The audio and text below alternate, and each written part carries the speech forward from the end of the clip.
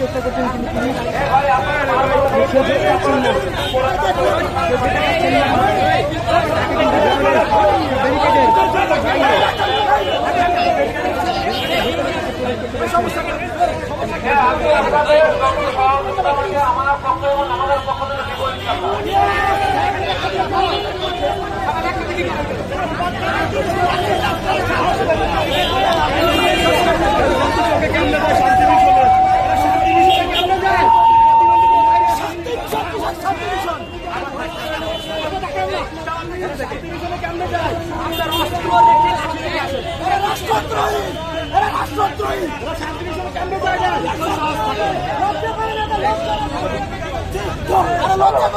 নৈতিকতা শিক্ষা পরিবার থেকে